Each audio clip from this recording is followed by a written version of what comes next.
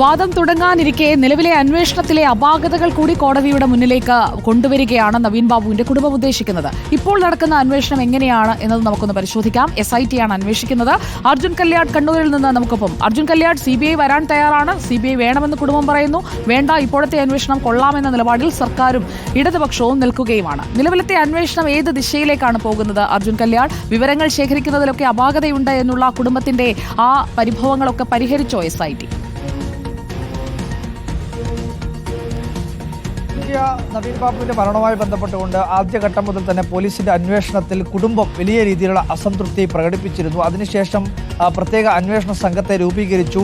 Kannur range DIG ചുമതലപ്പെടുത്തിക്കൊണ്ട് അവരുടെ മേൽനോട്ടത്തിൽ Kannur commissioner തന്നെ അന്വേഷണ മേധാവിയായി നിശ്ചയിച്ചുകൊണ്ടുള്ള SIT ആണ് തീരുമാനിച്ചത്. പക്ഷേ ആ SITയുടെ അന്വേഷണത്തിലും ഒരു തരത്തിലുമുള്ള ഒരു തൃപ്തി ആ കുടുംബം രേഖപ്പെടുത്തുന്നില്ല. അതിലേറ്റവും പ്രധാനമായി ഈ കുടുംബം പറയുന്നത് SIT പ്രധാനപ്പെട്ട തെളിവുകൾ കണ്ടെത്താനല്ല, ആ തെളിവുകൾ നശിപ്പിക്കാനാണ് ശ്രമിക്കുന്നത്.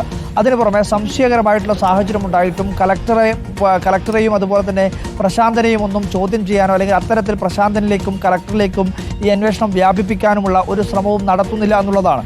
ഇതിൽ ഈ ഹർജിയിലും അതുപോലെ തന്നെ കുടുംബത്തിൻ്റെ പരാതികളിലും പ്രതികരണങ്ങളിലും എല്ലാം മനസ്സിലാക്കുന്നത് ഈ പോലീസ് അന്വേഷണം ഈ പ്രധാനപ്പെട്ട കാരണങ്ങൾ, അതായത് കുടുംബം ഉന്നയിക്കുന്ന ബിനാമി ഇടപാടുകൾ, കലക്ടറുമായി ബന്ധപ്പെട്ടുകൊണ്ടുള്ള ആരോപണങ്ങൾ, മൊഴികളിലെ വൈരുദ്ധ്യം, ഈ കാര്യങ്ങളിൽ ഈ വ്യാജ പരാതി തുടങ്ങിയിട്ടുള്ള കാര്യങ്ങളിലേക്കൊന്നും തന്നെ അന്വേഷണം പോകുന്നില്ല.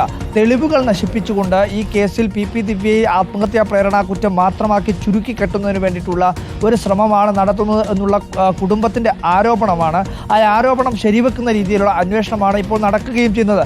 വ്യാജ പരാതിയെപ്പറ്റി ഇതുവരെയുമായി അന്വേഷിച്ചിട്ടില്ല എന്നുള്ളതാണ്. അതായത് മുഖ്യമന്ത്രിയുടെ ഓഫീസിനെ ഈ കേസുമായി കൂട്ടിക്കെട്ടിക്കൊണ്ട് ഒരു വ്യാജമായിട്ടുള്ള പരാതി, ആ വ്യാജ ഒപ്പുകളും ആ പേരുകളും പ്രശാന്തന്റെ പേരും എല്ലാം തന്നെയുള്ള വൈരുദ്ധ്യങ്ങൾ, നിരവധിയായിട്ടുള്ള തെളിവുകൾ സഹിതം തീർച്ചയായും അർജുൻ കല്യാട് ചൂണ്ടിക്കാട്ടിയത് വളരെ പ്രധാനപ്പെട്ട കാര്യമാണ്. ഇതുതന്നെയാണ് കുടുംബവും പറഞ്ഞുകൊണ്ടിരിക്കുന്നത്. അർജുൻ